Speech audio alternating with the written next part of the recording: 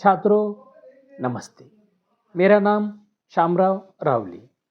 मैं एक हिंदी अध्यापक तथा राज्य तज्ञ मार्गदर्शक हूँ। आप सभी का कक्षा 10वीं हिंदी के इस विशेष वीडियो में स्वागत है। आज हम बात करेंगे कृति पत्रिका के प्रारूप की, जो 80 अंकों का है। इस वीडियो में कृति पत्रिका लिखते समय किन बातों का ध्यान रखा जाए, तो देखते हैं कृति पत्रिका प्रश्न पत्रिका का प्रारूप, जो कि 80 अंकों का है। निश्चित इस कृति पत्रिका के प्रारूप से आपको कृति पत्रिका का स्वरूप समझ में आएगा। तो महाराष्ट्र राज्य माध्यमिक व उच्च माध्यमिक शिक्षण मंडल पुणे द्वारा हिंदी द्वितीय भाषा संपूर्ण लोक भारती कक्षा 10वीं और 9वीं या 9वीं और 10वीं कक्षा के लिए यह कृति पत्रिका का प्रारूप है। कोई भी प्रश्न पत्र जब आप लिखते समय इन बातों का किस प्रकार प्रश्न पत्रिका का स्वरूप होगा, वह भी इससे आपको निश्चित पता चलेगा। तो देखते हैं अंकों का विभाजन, वह भी घटक निहाय अंक विभाजन।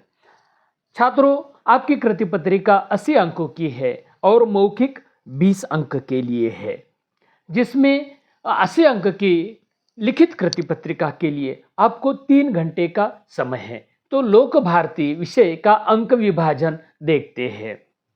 विभाग इसमें छात्रों 5 है। पहला विभाग है जिसका घटक का नाम है गद्य, जिसके अंक 20 अंक है। दूसरा घटक पद्य है, जिसके 12 अंक। तीसरा घटक पूरक पठन 8 अंक। 14 घटक है भाषा अध्ययन व्याकरण 14 अंक। और 5वां घटक है रचना विभाग, जो उपयोजित लेखन 26 अंक के लिए। इसे कुल मिलाकर इसके अंक 80 अंक है, जिसमें विकल्प अंक कहाँ कहाँ पर है। भाषा अध्ययन में 6 अंक विकल्प के रूप में है और रचना विभाग में विकल्प अंकों के रूप में 24 अंक भी यहाँ पर दिए गए हैं, जो पत्र लेखन में है, निबंध लेखन में है। तो देखते हैं छात्रों प्रश्न पत्रिका पहले प्रश्न से इसका प्रारूप। विभाग पहला गद्य, विभाग पहला गद्य 20 अंक का है। तो देखते हैं छात्रों विभाग 1 में प्रश्न पहला अ। यहाँ पर छात्रों आपके पूरे लोक भारती पाठ्य पुस्तक का पठित गद्यांश, वह भी 130 से 150 शब्दों का दिया जाएगा, जिसमें अंक विभाजन है। आकलन कृति 2 अंकों के लिए आएगी, प्रत्येक घटक के लिए 1 अंक, या अथवा 4 घटक दिए गए हैं तो 4 घटक के लिए आधा अंक के हिसाब से 2 अंक। दूसरी आकलन कृति, जहाँ पर 2 घटक प्रत्येक के लिए 1 अंक अथवा 4 घटक प्रत्येक के लिए आधा अंक। तीसरा शब्द संपदा, शब्द संपदा में अनेकार्थी शब्द, शब्द युग्म, समानार्थी शब्द, पर्यायवाची शब्द, विलोम शब्द, उपसर्ग, प्रत्यय, अनेक शब्दों के लिए 1 शब्द, कठिन शब्दों के अर्थ, लिंग, वचन, कृदंत, तद्धित, तत्सम, तद्भव तथा विदेशी शब्द आदि पूछे जा सकते हैं। शब्द संपदा में 2 अंकों के लिए, आधा आधा अंक के लिए 4 घटक। चौथा प्रश्न अभिव्यक्ति का, जो भी 25 से 30 शब्दों में लिखना होता है। प्रश्न पहला में छात्रों अ और आ 8 और 8 16 अंक के लिए कृति पत्रिका में यह आपके पाठ्य पुस्तक के गद्यांश दिए जाएंगे और उसी के अनुरूप आपको 1 2 3 4 यानी 2 2 2 अंक के लिए, यानी 2 अंक के लिए पहले संजाल, वह आकलन कृति होगी, जिसमें 2 भी 4 भी घटक हो सकते हैं। आकलन कृति इसमें क्रमांक 2 में 2 से 4 घटकों के लिए हो सकती है, उसमें शब्द संपदा और उसमें अभिव्यक्ति। यह पहला है जो 16 अंक का अभी तक देखा। अभी हम देखते हैं प्रश्न पहला छात्रों ई। जो अपठित गद्यांश, छात्रों जरूर समझिए, अपठित गद्यांश यानी आपके पाठ्य पुस्तक का यह गद्यांश नहीं होगा।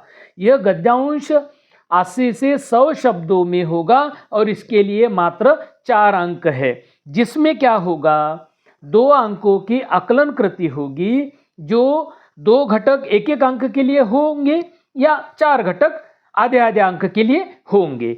और इसके साथ साथ प्रश्न दूसरा, अभिव्यक्ति का यहाँ पर प्रश्न दिया जाएगा, जो अभिव्यक्ति 25 से 30 शब्दों में लिखना है। इस पर शब्द संपदा वाली कृति नहीं है। प्रश्न क्रमांक 2 छात्रों, पद्य जो 12 अंक का। अभी हमने पहला प्रश्न देखा, पहले प्रश्न में 20 अंक है और प्रश्न दूसरा विभाग 2 पद्य, पद्य यानी कविताएं 12 अंक के लिए। तो देखते हैं सूचना, उसमें क्या है। एक मध्ययुगीन और एक आधुनिक रचना का चयन आवश्यक है, यानी कुछ नई कविता और पौराणिक कविता, ऐसा भी आप समझ सकते हैं। और पद्य 12 अंक का। इसमें देखिए प्रश्न दूसरा अ, पठित पद्यांश जो 8 से 10 पंक्तियों वाला है और इसमें कृति कौन सी आएगी, आकलन कृति 2 घटक, प्रत्येक घटक के लिए 1 अंक अथवा 4 घटकों का प्रश्न दिया जाएगा, प्रत्येक घटक के लिए आधा अंक। क्रमांक 2 में शब्द संपदा, शब्द संपदा में 4 घटक दिए जाएंगे, प्रत्येक घटक के लिए आधा अंक, जिसमें शब्द संपदा कृतियों में अनेकार्थी शब्द, शब्द युग्म, समानार्थी, पर्यायवाची शब्द, विलोम शब्द, उपसर्ग, प्रत्यय, अनेक शब्दों के लिए 1 शब्द, कठिन शब्दों के लिए अर्थ, लिंग, वचन, कृदंत, तद्धित, तत्सम, तद्भव तथा विदेशी शब्द आदि पूछे जा सकते हैं। देखो छात्रों, शब्द संपदा में इन सारी बातों पर ध्यान देना आवश्यक है। क्रमांक 3 वाला उप प्रश्न, सरल अर्थ, आपको इन दोनों में जो भी कविताओं की जो सूचना, पहली 4 पंक्तियों की या अंतिम 4 पंक्तियों की जो सूचना दी गई है, उसका सरल अर्थ वह भी आपको 25 से 30 शब्दों में लिखना है। छात्रों 6-6 अंक के यहाँ पर प्रश्न क्रमांक 2 में अ और आ ऐसे पठित पद्यांश दिए जाएंगे जो 12 अंक के लिए होंगे। प्रश्न क्रमांक 3 या विभाग 3 पूरक पठन जो 8 अंक के लिए है। हमारे पाठ्य पुस्तक में कई ऐसे अनुक्रमणिका में देखेंगे तो गद्य पद्य पूरक पठन है। तो पूरक पठन 8 अंक के लिए। तो प्रश्न तीसरा अ और आ क्या है देखिए। पठित गद्यांश अ में जो 80 से 100 शब्दों का, जिसमें आकलन कृति 2 घटक के एक के लिए 1 अंक के लिए होंगे अथवा 4 घटक आधे अंक के लिए होंगे। और इसमें अभिव्यक्ति का पूरक पठन में कोई भी शब्द संपदा की कृति नहीं दी जाएगी। अभिव्यक्ति वह भी 25 से 30 शब्दों में। प्रश्न क्रमांक 3 आ में पठित पद्यांश यानी वह भी 6 से 8 पंक्तियों वाला होगा, जिसमें आकलन कृति होगी, जिसमें 2 घटक, प्रत्येक के लिए 1 अंक अथवा 4 घटक दिए गए हैं तो प्रत्येक के लिए आधा अंक। और इसी में यह पद्य है। पद्यांश होने के बावजूद भी यहाँ पर पूरक पठन प्रश्न क्रमांक 3 में अभिव्यक्ति का ही प्रश्न दिया जाता है। छात्रों जरूर इसे नोट कर ले। आपको यहाँ पर कविता की पंक्तियाँ दी जाती है, पर यहाँ पर आपको अभिव्यक्ति का ही प्रश्न उस पद्यांश पर दिया जाता है। वह भी आपको 25 से 30 शब्दों में लिखना है। आकलन कृति यहाँ पर, और आकलन कृति 2 अंकों की, और प्रश्न क्रमांक 3 एक में अभिव्यक्ति का प्रश्न में, और आ में भी अभिव्यक्ति का प्रश्न ही आएगा। प्रश्न क्रमांक 4 या छात्रों विभाग क्रमांक 4 भाषा अध्ययन व्याकरण जो बेहद आवश्यक अधिकतम अंक लेने हेतु 14 अंक का यह घटक जहाँ पर हम सटीक लिखते हैं सारी सूचनाओं को ध्यान में रखकर, तो निश्चित आपको अधिकतम अंक यहाँ पर मिलते हैं। प्रश्न चौथा, सूचनाओं के अनुसार कृतियां कीजिए। नंबर 1, शब्दभेद। शब्दभेद में संज्ञा, सर्वनाम, विशेषण पहचानना, इसके लिए एक ही घटक दिया जाएगा, उसके लिए 1 अंक है। आपको शब्द अधोरेखांकित शब्द दिया जाएगा, उसका आपको भेद लिखना है, संज्ञा, सर्वनाम, विशेषण है या पहचानना है। 2, अव्यय शब्दों में से 2 अव्यय शब्दों में से किसी एक शब्द का वाक्य में प्रयोग यहां पर करना है 1 अंक के लिए। 3, संधि।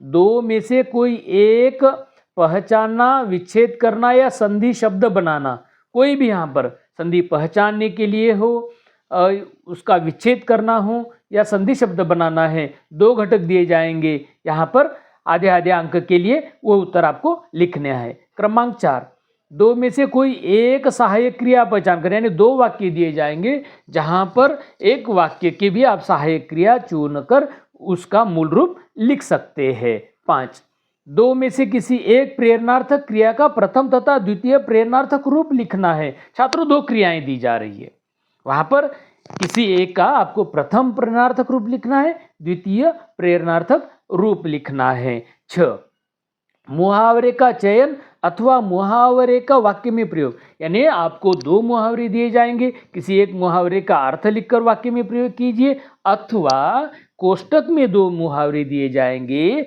एक वाक्य में अधोरेखांकित वाक्यांश दिया जाएगा, अधोरेखांकित वाक्यांश जो दिया जाएगा उसके लिए मुहावरे का चयन कर आपको सही वाक्य में प्रयोग करना है। प्रश्न क्रमांक उपप्रश्न प्रश्न चौथा में 7, कारक।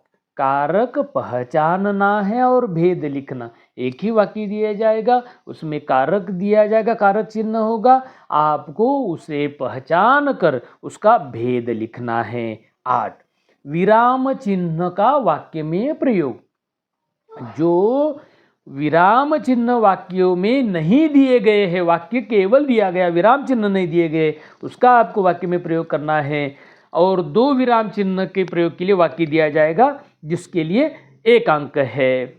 इसके लिए आगे 3 में से 2 वाक्यों का काल परिवर्तन। काल परिवर्तन छात्रों 2 अंकों के लिए घटक है, आपको 3 वाक्य दिए जाएंगे, 3 में से 2 वाक्यों का आपको कोष्टक में सूचना दी गई है, सूचना के अनुसार काल परिवर्तन करना है। उपप्रश्न 10, वाक्य के भेद। यहाँ पर रचना के आधार पर वाक्य का भेद पहचानना है, वाक्य दिया जाएगा, सरल वाक्य है, मिश्र है, संयुक्त वाक्य है, वह आपको लिखना है। इसी में 2 अर्थ के आधार पर वाक्य परिवर्तन करना, आपको एक वाक्य दिया जाएगा, कोष्टक में अर्थ के आधार पर वाक्य परिवर्तन कीजिए और वहाँ पर निषेधार्थक है, प्रश्नार्थक जो भी है वह सूचना दी जाएगी, उसी के अनुसार आपको परिवर्तन करना है। 11, उपप्रश्न, वाक्य शुद्ध करना। 4 घटक, प्रत्येक घटक के लिए आधा अंक। यहाँ पर छात्रों 2 अंक वाक्य दिए जाएंगे और प्रत्येक वाक्य में 2 अशुद्धियां होंगी, उन दोनों अशुद्धियों को दुरुस्त कर आपको लिखना है। प्रश्न क्रमांक 5, रचना विभाग, उपयोजित लेखन। बहुत महत्वपूर्ण प्रश्न है छात्रों, जो कि 26 अंकों के लिए है। 26 अंकों के लिए यहाँ पर प्रश्न 5 मैं यहाँ पर पढ़ता हूँ, सूचना के अनुसार लिखिए। 1, पत्र लेखन। छात्रों औपचारिक अनौपचारिक 2 पत्र दिए जाएंगे, इन दोनों में से कोई भी आपको एक पत्र लिखना है, सही लिखने पर 5 अंक अधिकतम है। क्रमांक 2, गद्य आकलन। अपठित गद्यांश आधार पर आधारित 4 प्रश्न तैयार करना है। एक अपठित गद्यांश दिया जाएगा, उस पर आपको 4 प्रश्न तैयार करने हैं, उत्तर छात्रों लिखने नहीं हैं। गद्यांश होगा वह 100 से 120 शब्दों का, केवल प्रश्न बनाने हैं। प्रश्न क्रमांक 5A, नंबर 1, वृत्तांत लेखन। 70 से 80 शब्दों में कोई विषय दिया जाएगा, मान लो हिंदी दिन मनाया गया, तो वहाँ पर जो विषय दिया गया उसी के अनुसार आपको 70 से 80 शब्दों तक वृत्तांत लिखा। इसके लिए अधिकतम 5 अंक है। इसके लिए अथवा विकल्प अंक हमने पहले देखे, कहानी लेखन मुद्दों के आधार पर। यहाँ पर कहानी लेखन मुद्दों के आधार पर है। आपको कहानी 70 से 80 शब्दों में लिखना है। उचित कहानी यदि लिखते हैं तो अधिकतम 5 अंक यहाँ पर है। प्रश्न क्रमांक 5A2 में विज्ञापन लेखन। आपको दिए गए विषय पर 50 से 60 शब्दों में आकर्षक विज्ञापन तैयार करना है, जिसके लिए अधिकतम आपको 5 अंक दिए गए हैं। प्रश्न 5वां निबंध लेखन। अधिकतम अंक 7 अंकों वाला घटक है। निबंध लेखन, यहाँ पर निबंध के 3 विषय दिए जाएंगे। 3 में से किसी एक विषय पर छात्रों 80 से 100 शब्दों में आपको निबंध लिखना है। मुद्दों के अनुसार, विषय के अनुसार आपने निबंध लिखा तो यकीनन आपको अधिकतम 7 अंक दिए जाएंगे। निबंध के 5 प्रकारों में से 3 प्रकार के विषय देने हैं। विद्यार्थियों को उनमें से किसी एक विषय पर निबंध लिखना है। मंडल, एसएससी बोर्ड आवश्यकता अनुसार प्रारूप में परिवर्तन करने का अधिकार महाराष्ट्र राज्य माध्यमिक व उच्च माध्यमिक शिक्षण मंडल का रहेगा। निश्चित छात्रों, यह प्रारूप हमने देखा। प्रारूप के संदर्भ में कोई भी समस्या हो तो ज़रूर कमेंट बॉक्स में आप लिख सकते हैं। अंत में मेरा नंबर भी यहाँ पर दिया गया है। अभी अभी मेरे चैनल पर आप आए हैं तो ज़रूर मेरे चैनल को सब्सक्राइब कीजिए, शेयर कीजिए और आपको फरवरी मार्च 2026 में होने वाली प्रश्न पत्रिका, कृति पत्रिका के लिए बहुत शुभकामनाएं।